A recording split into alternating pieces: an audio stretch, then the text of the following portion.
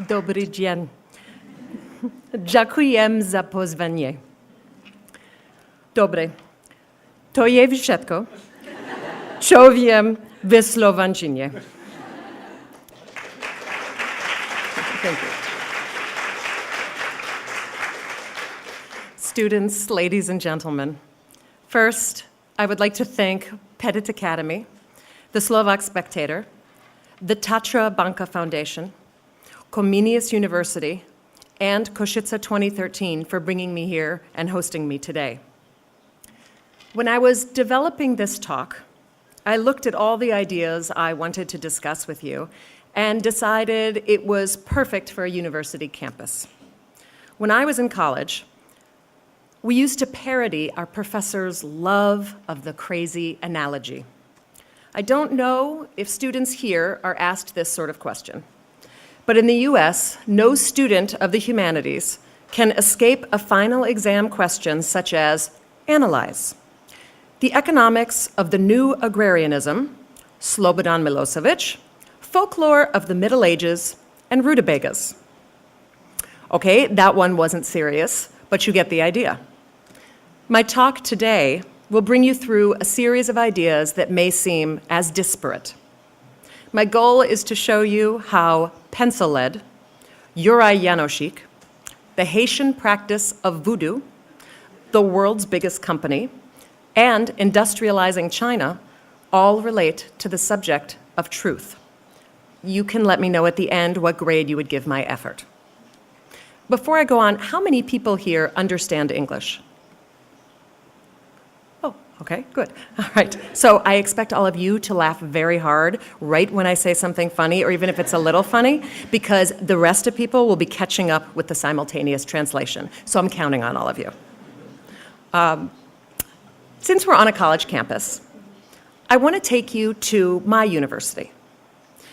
My university is an enormous campus in Middle America at the University of Wisconsin in Madison, the state capital.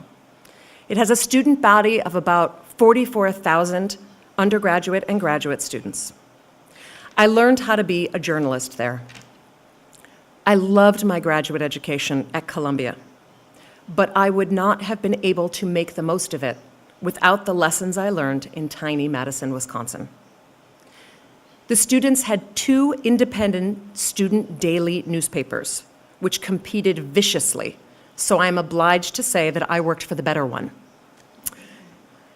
It was called the Daily Cardinal, and it was an amazing training ground.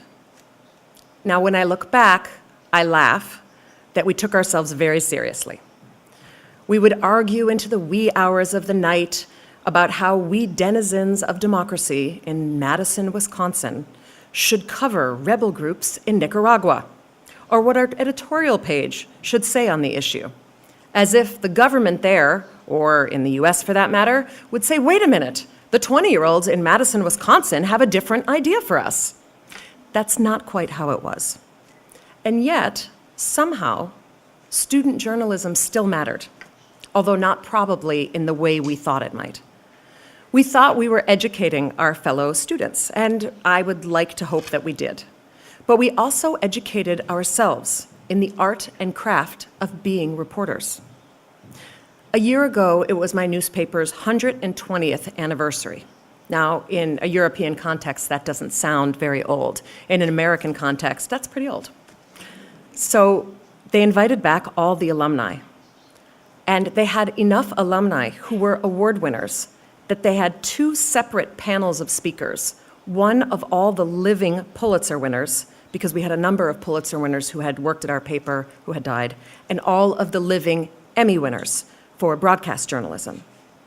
And among the things we talked about, all of us who were there on these panels and with our audience, was what made our newspaper or our university or our experience different. How could this little paper in Madison, Wisconsin produce these eminent journalists, far more eminent than I, believe me. There was one of the men sitting next to me, I believe, had won 3 Pulitzers. And we had a lot of different answers. Now, the Daily Cardinal, like most student papers, was always strapped for money and therefore newsprint and therefore space. So we never had enough room to write the stories we wanted to write or to write as much about the stories that we wanted to write. And we prided ourselves on changing the famous New York Times slogan. The New York Times says, all the news that's fit to print. At the Daily Cardinal, we used to say, all the news that fits. It's a little bit different.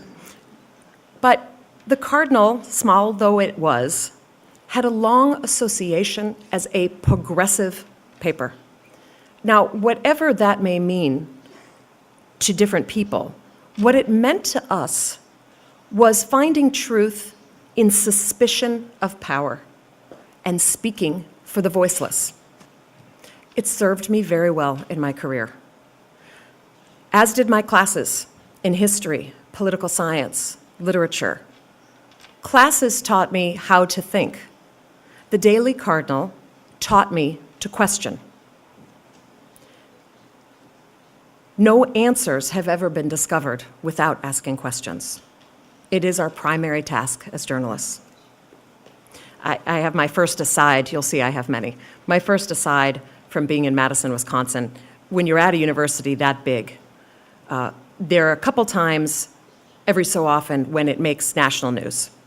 Whenever there's a presidential election, for instance, the candidates, particularly in the US, the Democratic candidates courting a student vote, will come to the University of Wisconsin, primarily because it's so big. There are a lot of students there, and they will come and listen. So every winter, during the presidential campaign, we would get a visit from one or another of the presidential candidates.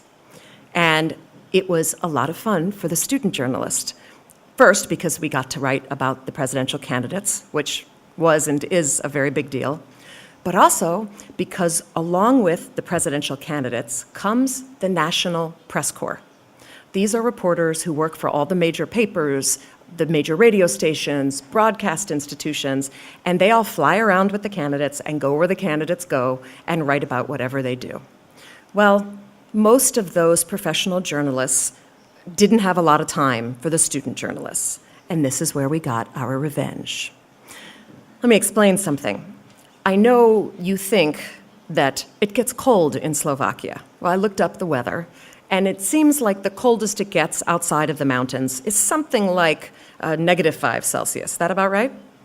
That seems a little colder? A little colder, but not much. Okay. That would be balmy for somebody from Wisconsin. They would break out shorts for -5. Because in Wisconsin, it often gets to something like -23 or more. So it's -28 was, I think, what I looked up when I did the conversion. So it's very cold. Invariably, the candidates would come in the winter. And there were a few things that would happen every time. The first is the National Press Corps would go flying in, telling jokes from their airplane, trampling all over the poor student reporters who were all there to cover for the student papers. And then here comes the revenge part. From there, while the candidate was waiting to talk, or they were waiting to write, they'd be stamping their feet because they were freezing. We, of course, were dressed for the weather. Then the really fun part happened. The candidate would start to speak, and all these professional, very important, very famous reporters would take out their pens, and it was always the same thing. They'd start writing, they'd get sort of a quizzical look on their face, shake the pen, they'd try to write again. Now they scribble, trying to make their pen. You could see what's happening, and all of them are doing it. Shaking, shaking, scribble, my pen's not working, looks over, their pen's not working. Ballpoint pens don't work in the cold. No student journalist in Wisconsin would ever be caught without several pencils. In fact, I kept a mini pencil sharpener in my pocket. Now, if anyone in the National Press Corps had been nice to us, I would have offered them one, because all of us had several. But they tended not to be nice, and so we'd giggle and point and laugh, and they were getting more and more panicked because a candidate's talking and they've got no way to write it down. Meanwhile, all of us at the student paper are happily taking notes with our pencils and laughing and laughing. So I think there are a couple points here.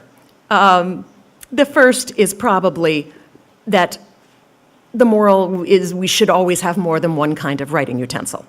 And be nice to the youngins. That's first for the professionals. More to the point, I think it's a nice analogy. I'm back to that, aren't I, again, the analogies. For searching for the truth, because it requires us to put arrogance and ego aside, if for no other reason than that the people we meet in pursuit of our quest for the truth often know things that we don't. It's a lesson I try not to forget. I also thought more about my college days when I began to learn a little bit about Slovakia. My school brethren would have loved the story of Juraj Jánosik. How'd I do on saying that name, by the way? I do okay? We all know who I'm talking about? Okay.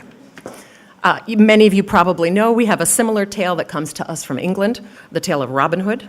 He's the hero of the downtrodden who lived in the forest and fought oppression by robbing from the rich to give to the poor.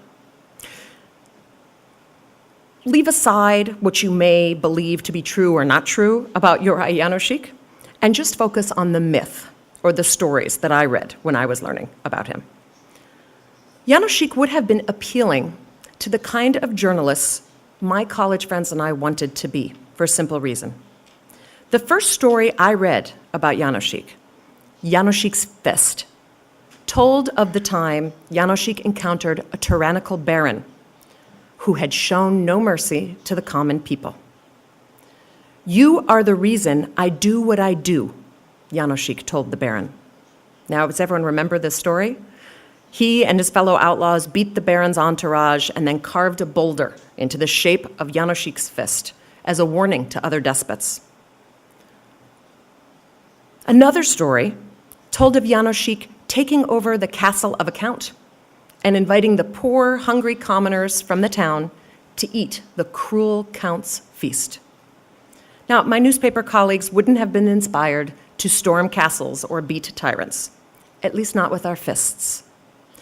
But we were taught to use our words to give voice to the voiceless, much as Jánosik did when he told the baron that without peasants, the baron would have no fortune. We were instructed to look for the truth by telling the stories that others weren't telling, not just of the powerful, but the powerless, like the peasants at the feast. It sounds almost trite or quaint to recite an old journalistic axiom that a reporter's job is to, as we say, comfort the afflicted and afflict the comfortable. You could understand that as comfort the troubled and cause trouble for the comfortable. Of course, the job is much more than that.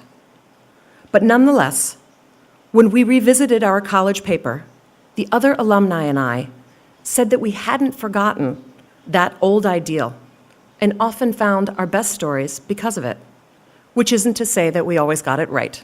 More on that later. Talking about truth, particularly to those interested in journalism, seems pretty straightforward. Or it's pretentious, but I'll leave that to you. Journalists' calling, if they have one, ought to be telling the truth. Pretty uncontroversial. So now everybody venture forth, tell the truth, call out those who don't, and we can all go have a drink together. Sound good? Okay, except there's a problem. It's not always that simple.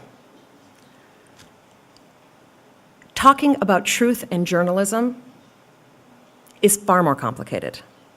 I'm going to give you a political example from the United States. During the last US presidential campaign, news gatherers applauded themselves for fact-checking the campaigns. Who knew that such a thing would be worthy of attention? This seems a bit like congratulating a bus driver for stopping at red lights. The way many news organizations set up their coverage, this fact-checking was separate from the main part of the news writing operation. They had something called truth squads or fact checks. They were separate stories. They ran in boxes or in special graphics. And then there would be another story that was the main news story of the day. The candidate said this, and the other candidate said that. And then there'd be the separate box. I looked at it as if journalism students here at the university would be required to take one class in stenography to prepare you for writing down faithfully what the candidate said, and then another class in clever name-calling. And that class would prepare you to judge the value of the statements of the first story, as if those were separate jobs. Of course, the reporters who cover those big main news stories would take great umbrage at my characterization of their work, and they wouldn't be entirely wrong. Yet, there we were. The president said this, and Romney said this, and then the president said this, and Romney said this, and then the truth squatters. The Tampa Bay Times had something called a truth-o-meter. It sounds like something from a sci-fi children's show.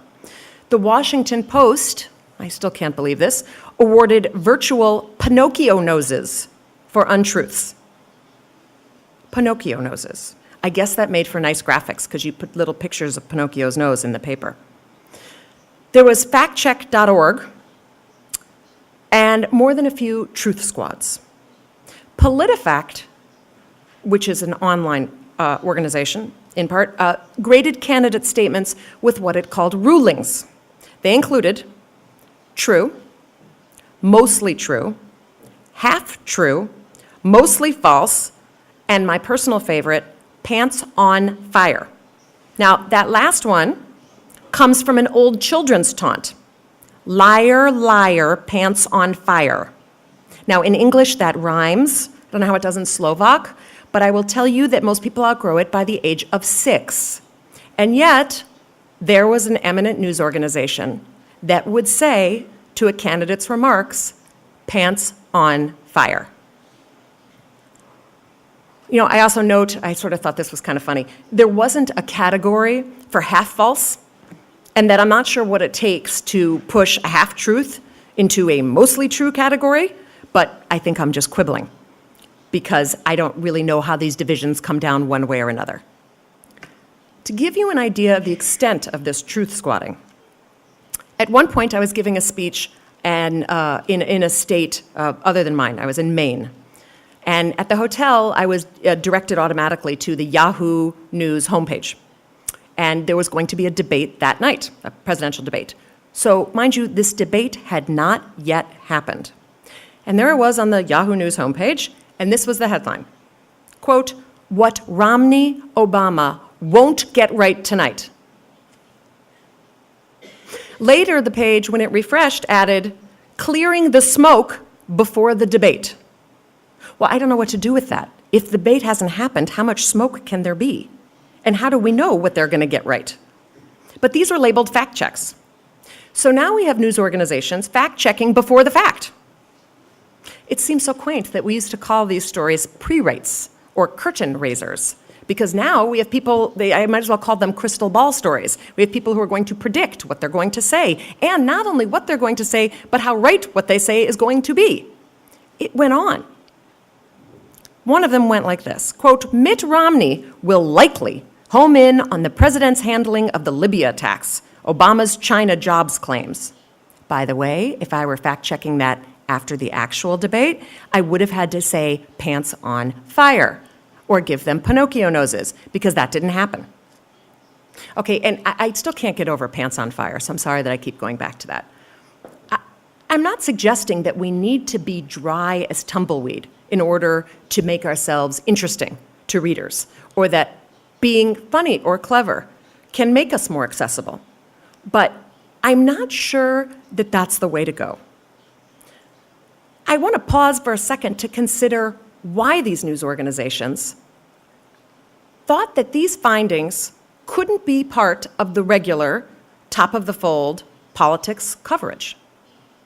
Rather, imagine what it would be like if those noses and pants on fire were part and parcel of the mainstream coverage. Imagine if during the presidential debate, a moderator interjected with, "Thank you, Mr. President, but when you say the Republicans are going to dismantle Social Security for the elderly, I'm going to have to say pants on fire." I don't see that happening. Or, "Governor, the notion of the president using the phrase terrorist attack to describe the incident in Libya really is going to force me to call you Pinocchio." Okay, now can we imagine those phrases in the lead story of the New York Times? No. So for these and other reasons, all of the hold their feet to the fire truth charts and graphs were separate from the main news stories of the day, though some of those articles did indeed incorporate the language or the findings into the main body of the story. Still, it was separate staffers, separate departments, sometimes separate news organizations that were doing these fact checks. Why? Well, as much fun as I could poke at the notion that these truth squatters ply their trade outside of the main news stories, I can imagine some reasons why. Perhaps it's awkward to do a granular fact check within the body of a story. For starters, there can be a bias claim. Anytime a journalist draws a conclusion, he or she can be accused of favoring that point of view. It's actually one of the toughest things to explain to my University of California undergraduates. If a writer makes a determination about truth, that writer's making a judgment call. They ask me, isn't that bias or opinion writing? You tell us not to be human recorders, they say to me, writing down every he said, she said as if they were equally valid. But then you tell us to choose, and yet not editorialize or inject personal opinion. So I have to explain the very delicate balance that editorializing is different. It's not editorializing when the facts back up a conclusion. It's having indisputable facts that make a difference. Still, we live in a time when the facts themselves, to some people, are unprovable, belying the very definition of the word fact. It's a time when people with no expertise or research or knowledge will tell you that they know that the moon landing was faked and that vaccinations cause diseases. If you try to dispute these assertions with facts, with studies, with science, what you tend to hear is that's what they want you to think. Where they is the US government, the EU, NASA, big pharmaceutical companies, organized crime. Any big group can be a they. Now, on the other hand, what happens if we put the fact check right in the story? What do you fact check? And what do you let stand, assuming that readers will see the statement for what it is and make their own determination? Let's say a candidate declares that the earth is flat. What is a responsible reporter to do?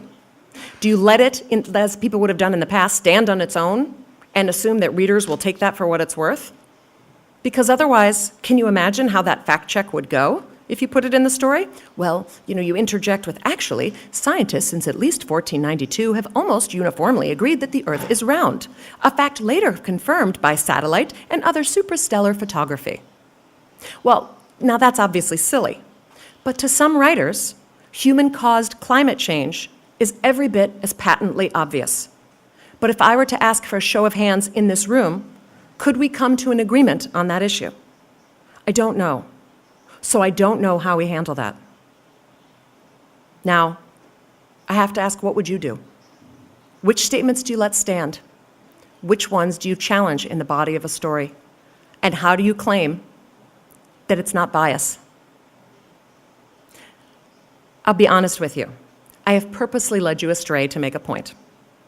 The truth is, I have no trouble asserting that it is the reporter's job to make determinations, even when it's hard, even in the face of opposition or claims of bias, even when the blogs and the vlogs and everyone else online is shouting, slanted.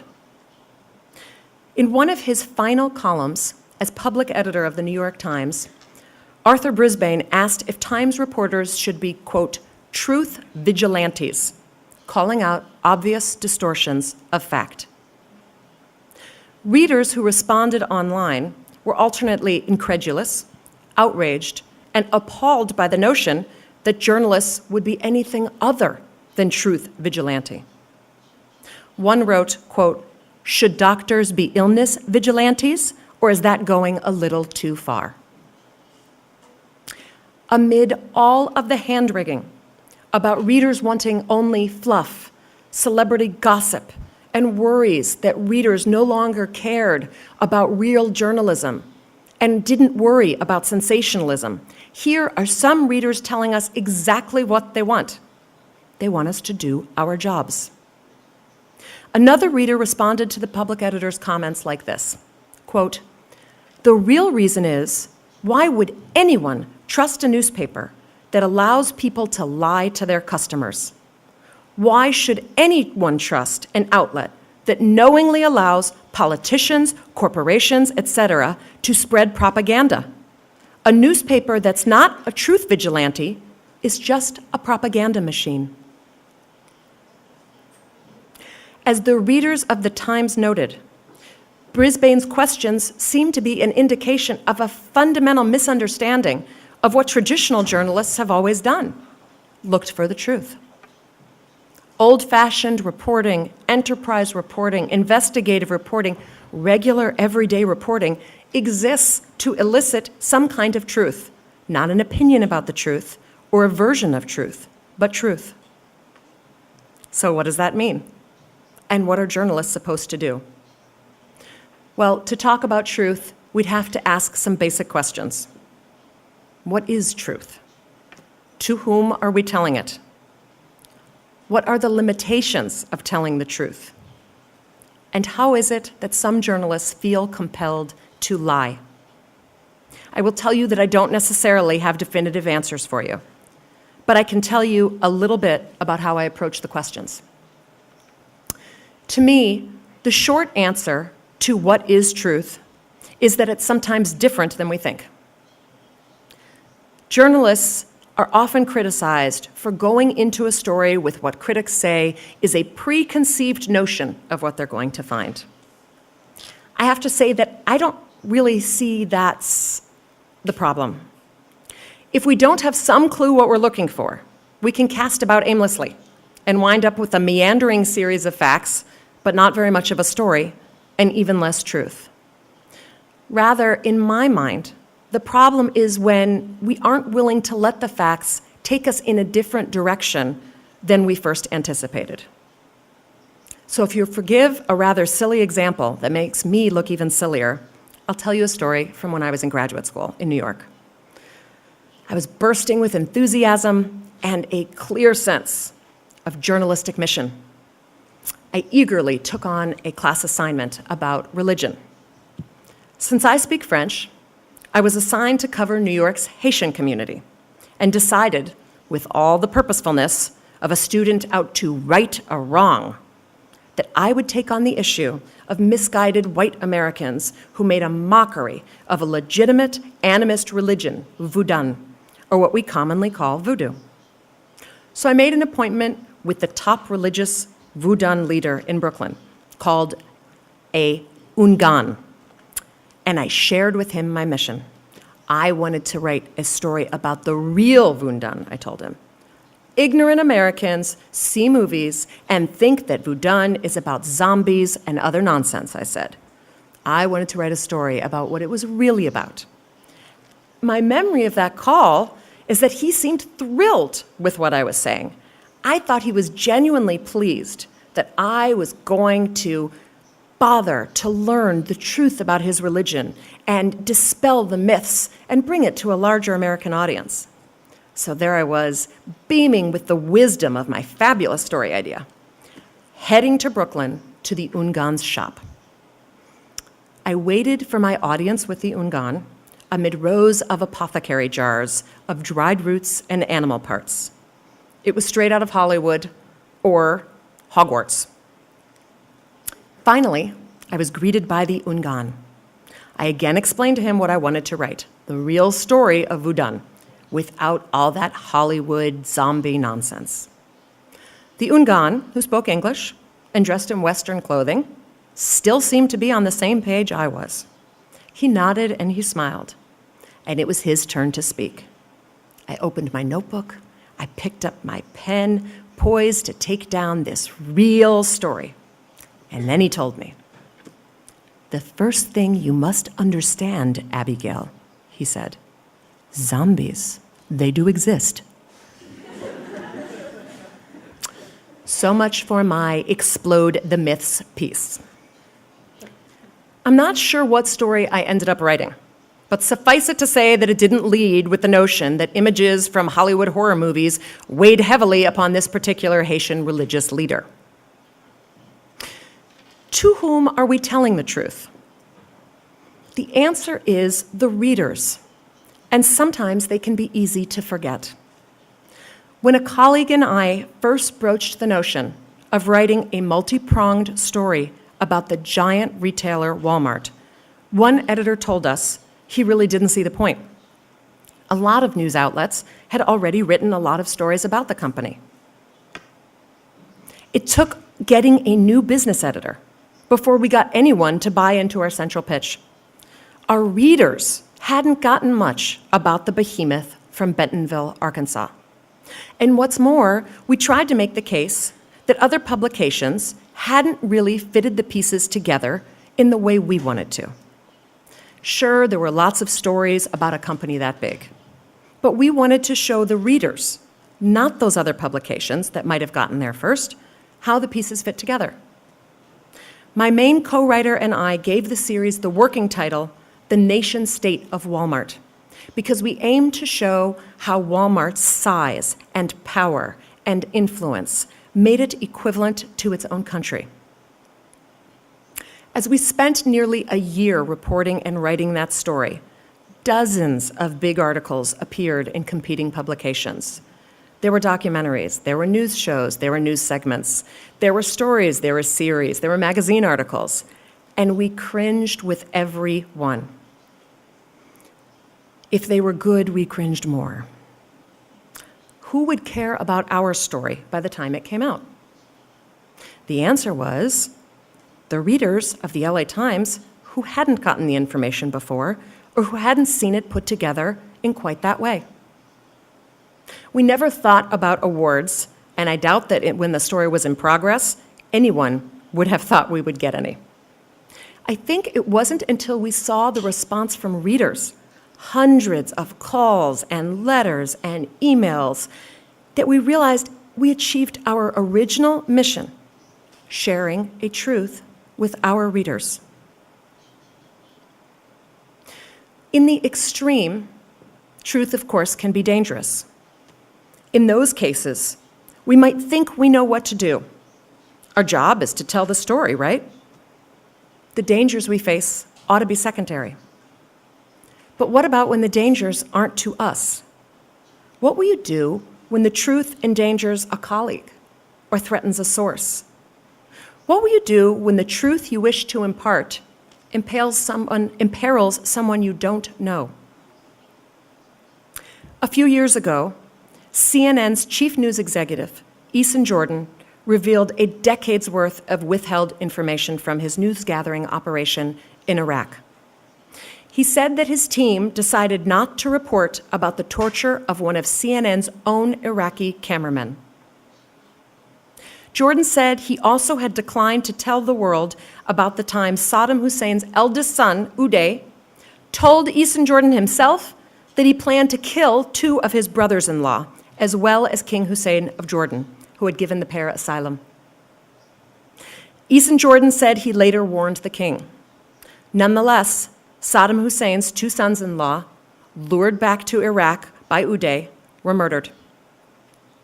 What could be more important as a journalist than publicizing the brutal workings of a government against whom at that time the U.S. had fought one war and was contemplating another? Jordan had a response. The lives of his employees were more important. In the first case, he worried that Hussein would kill the cameraman, and perhaps the cameraman's family, and coworkers as well. When it came to Uday Hussein's threats, Jordan said he worried about the safety of his Iraqi translator. We could argue about whether or not Jordan's fears were justified, or if he made the right choice. If he had done a story, for example, about Uday's threats against his brothers-in-law, might those two men still be alive? Certainly, in similar situations, other reporters have decided that airing stories about torture or death threats would end the suffering and the danger. In a discussion about the movie Argo, about the rescue of 6 staffers of the U.S. Embassy in Tehran. A longtime news producer of one of the big 3 U.S. networks talked about the huge news scoop the network had and let go. Network reporters had confirmed that the U.S. was on a brink of mounting a secret mission to try to free the remaining hostages. The mission involved special forces, helicopters, and a risky mission to refuel in the desert. The producers decided not to run the story. The analysis was simple, the producer said. Airing the story would have blown the cover of the mission, jeopardizing the lives of the hostages and effectively precluding any possibility of their rescue. Would the blogosphere of today make the same choice?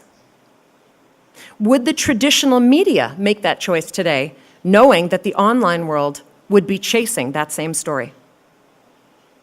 In the years before and after Jordan left CNN amid another controversy, many questioned whether he made the right choices, speaking about the incident. One media analyst, Alex Jones of Harvard's Kennedy School of Government, said that good journalism always has, quote, tension between judgment and integrity, unquote. I'm not here to offer you an answer, but to ask you to think about what decision you would make. The question seems easy when we talk about the risks each of us would choose. But take a look at the people sitting next to you. Look on both sides. What do you do when the truth you want to report threatens them? When I was in college, as I mentioned, the 2 student papers, again, mine was the better one, fought bitterly for every story. And yet, at my paper, we often spouted another quaint old journalistic aphorism. I'd rather be right than be first. Even then, being able to say that, to give away a potential scoop, was a luxury. Years ago, many reporters who didn't work for the news wires, in traditional media, even under the pressure of daily deadlines, had some opportunity for thought or analysis, since the story was written over the course of some hours. Today, traditional reporters are charged with writing 2 stories at once, the story for tomorrow's paper or tonight's airwaves, which they hope will contain that level of thought and analysis. At the same time, many are required to write the instant story in real time for their organization's websites. In a media landscape where the balance between being first and being right might be quite different for us than it was years ago, what choice do reporters make? What if it isn't a life that's put in danger, but a livelihood? Is the decision to go to print or to air easier? I hope it's not too much more simple. I was in China to report a story about working conditions in the toy industry. Even those years ago, treatment of workers in China was a sensitive topic for the Chinese government. I had the aid of a native Chinese woman, an LA Times staffer who was employed as a researcher and translator. She was a trusted advisor to all the Times employees posted in China, and when I was there, she was just as invaluable to me. She urged extraordinary caution in how we operated. She encouraged me to change everything about how I normally did my job. I teach my students to announce themselves as reporters not more than a couple minutes after approaching a potential source on the street. The Times researcher told me that I had to be much more careful. The story we were chasing could be dangerous for her. Now, if we were arrested, the worst that would happen to me is that I'd be thrown out of the country, which would be a blow to the story, but also kind of cool. It'd be a badge of honor back at my office. I got thrown out of China. But to this researcher, it would be far different. For her, it could mean being interrogated by police over hours or days or longer about what kind of image of China she was showing an outsider. Our story might be even more dangerous for the very innocent people I was approaching, regardless of what they said to me. Just by speaking to these unsuspecting people, they could be in jeopardy. The walls have ears, she said. Anyone could be listening. So I followed her advice. We knew my phones at the hotel were tapped, so I spoke to my editors in a careful code. We tried to use obscure terms and teenage slang to flummox any listener. If you can believe it, we actually called the workers' rights advocates the members of the bowling league. I trust you. Believe me, I did not come up with that. That was my editor. And very reluctantly, I agreed to hold off on identifying myself as a reporter. I told her I wouldn't lie to anyone, but I agreed not to give the whole truth until she told me it was safe for the people I was speaking to. I told subjects that it was my first trip to China, which was true, and I was interested in learning about their lives and their jobs, also true. When the translator believed it was safe to do so, she would write down our real purpose and show it to them, or if the place were too public, she would call them later on the cell phones, and we got permission to use their comments that way. By the way, there's a great tool reporters didn't have 15 years ago. The people I was interviewing were peasants who did not have their own beds. They were often crowded 3 and 4 to a mattress in a room barely larger than the mattress itself, but all of them had cell phones. Quite a statement of the world. Then there's the flip side of telling the truth. Each of us knows better than to outright lie, and yet it happens again and again. Now, I'm guessing that the frequency and the numbers of fiction writers who pass themselves off as journalists have not increased. Certainly, the ethics of the good old days weren't necessarily so good or so ethical. Here's one of my favorite little asides. An LA Times reporter told me that years ago, many years ago, in order to get reporters from the LA Times and the other LA newspapers to cover a political event, the politicians had to offer alcohol at that news event so the reporters would come and hear what they had to say. Now, I cannot imagine, nor will I vouch for the quality or the coherence of those stories after they've plied the reporters with liquor, but nonetheless, that's how it used to be done. So I'm not necessarily all that nostalgic for the quote-unquote good old days. Certainly, it would have a different meaning in Slovakia. The good old days might also not be all so good. And yet, we have this idea that the fabricators are more. I think rather that the tools for finding them out are better. The ease with which we can discover lies are much more easily obtained by everybody. So the likelihood of being caught has changed, and yet it still happens. Many of us know the names and the stories. There was Stephen Glass from the New Republic, Jason Blair from the New York Times, Jonah Lehrer, who was found to have recycled material from several organizations. All of these were young, rising, exciting reporters.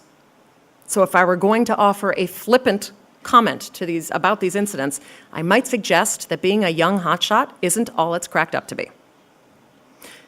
But in these days of instant internet news and faster blogged response, I'm not sure most journalists would rather be right than be first.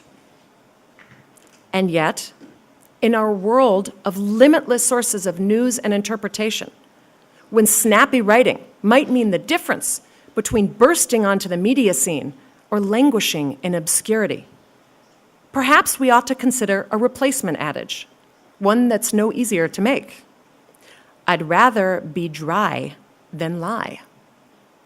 Because in this new media world, we still only have one thing as our lingua franca, and that's our credibility.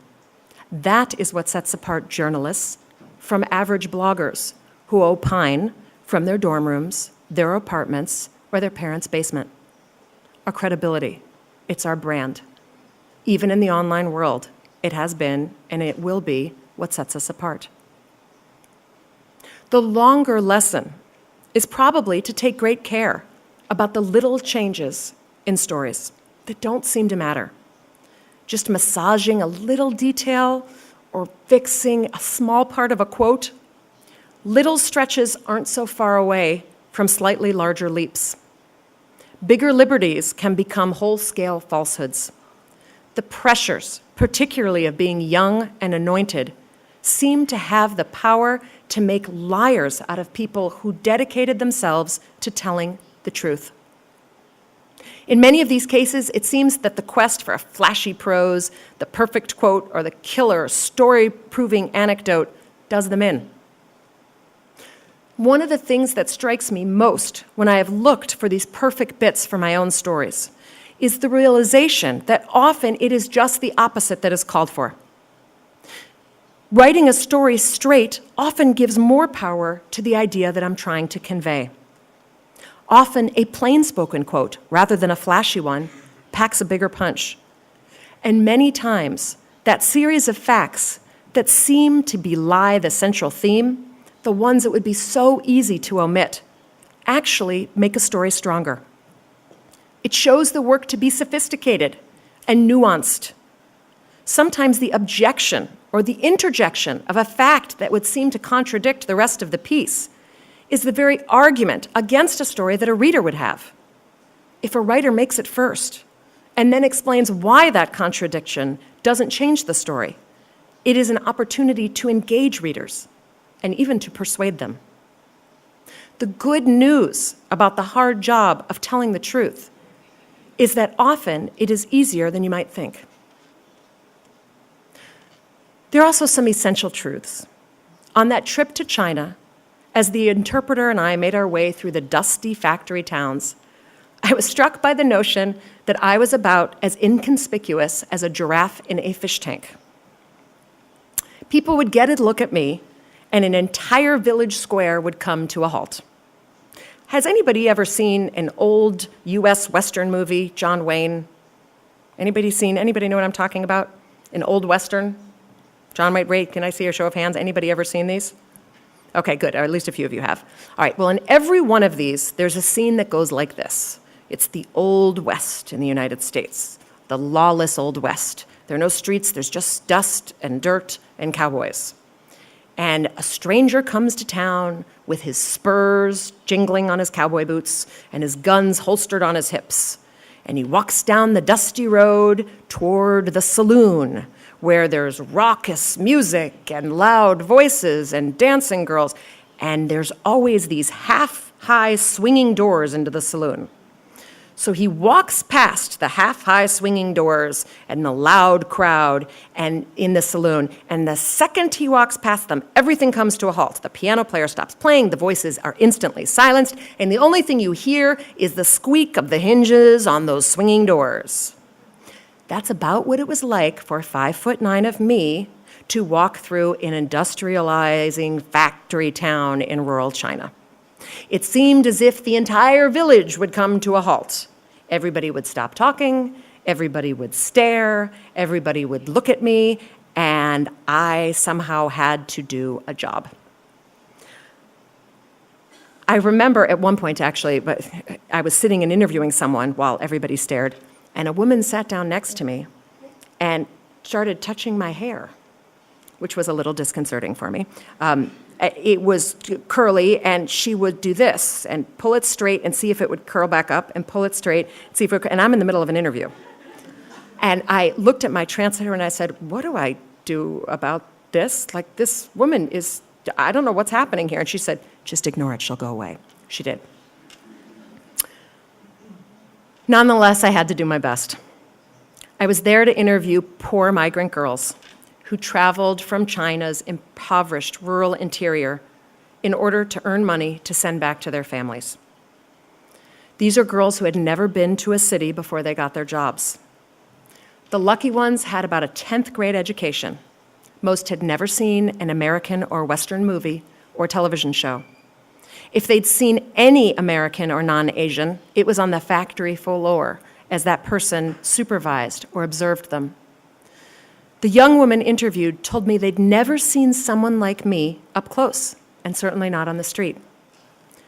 I had been warned that I would have a tough time doing interviews in China.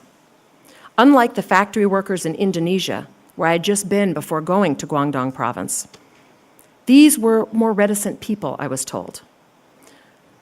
I had been told they were not accustomed to speaking to journalists or speaking to any strangers. Of course, the Chinese don't exactly encourage a free expression of ideas. And yet that wasn't what I found when I got there. Several of the women I met in Guangdong invited me back to their tiny apartments, small, concrete floor, one-room dwellings shared by several women. We communicated through the Times interpreter, but there were parts of the interviews for which no interpretation was needed. The towns where they lived were virtually cities of women. Women make up the bulk of migrant labor pool in China, as men continue to work on the family plots generously called farms. And sometimes, women talking are just women talking. To me, the essential truth wasn't so much in what they said. It was their desire to be heard. It was in their eagerness to talk and to listen to another woman who might as well have come from a different planet. They wanted me to hear about their lives. They wanted Americans to hear about what they went through to make the toys that our children take for granted. That's what they told me. They thought hour after hour after hour of work about the faraway children who would one day play with the toys they built 12 or 18 or 20 hours a day. They couldn't imagine what those children's lives were like, they said. But they probably correctly assumed that anyone lucky enough to own one of the toys they had made had lives easier than theirs. They thought about those children, worker after worker told me. More than one woman asked me if those children, or the people who buy toys from them, ever think about the workers who made them. I didn't have an answer. All I could do was relay the question.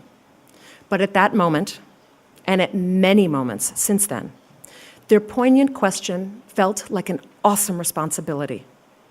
The truth there was in the question. I'd like to close by returning to some reader comments on the New York Times website, this time in response to a column by yet another public editor, Margaret Sullivan, titled, "He Said, She Said, and the Truth." In it, Sullivan writes about what she calls false balance or false equivalency. She defines that as the journalistic practice of giving equal weight to both sides of a story, regardless of an established truth on one side. Sullivan writes that, quote, readers are fed up with it. She offered the example of voter fraud. In the United States, some readers took issue with a front page story that attempted what we call balance by offering both sides of a voter fraud story. It went like this. On the one hand, some public officials say the only way to ensure the integrity of the voting process is to tighten voter identification requirements. On the other hand, advocates for elderly, poor, and legal immigrant voters note that these new restrictions could have a chilling effect on those people's ability to vote. By the way, each of those groups also are more likely to vote for the Democratic Party. The problem, those readers wrote, is that the Times itself had investigated voter fraud and found little evidence of abuse. The Times ran into a similar problem with climate change. They do massive investigations, only 2 days later to have another reporter say, on the one hand, many scientists believe that humans cause climate change. On the other hand, many critics do not. If your own paper has made a determination, can't we say it? Sullivan noted that they had a similar debate about the theory of evolution. They now add a qualifier when they talk to people who don't believe in the theory of evolution to say, there is no credible scientific challenge to the theory of evolution. Still, the reporter who wrote the voter identification story and his editor said they had reservations about coming down on one side or another, saying the issue is contentious. Here's what Sullivan decided. Quote, it ought to go without saying, Sullivan wrote. But I'm just going to say it anyway. Journalists need to make every effort to get beyond the spin and help readers know what to believe, to help them make their way through complicated and contentious subjects. Commentators on the website, once again, were exasperated. Not many readers were worried about bias. They were worried about being able to trust their newspaper. One wrote, when did, quote, all the news that's fit to print become, quote, all the nonsense that anyone wants to tell us.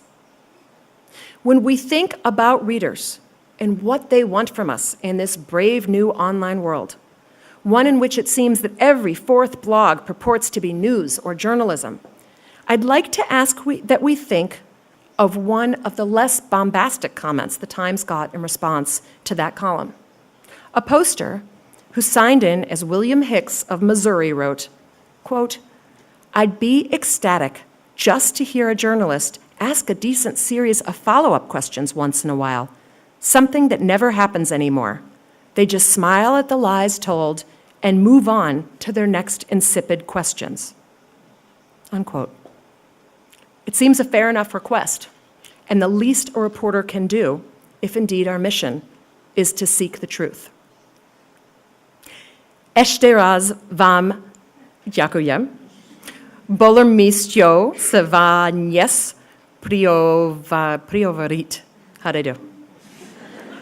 Thank you very much.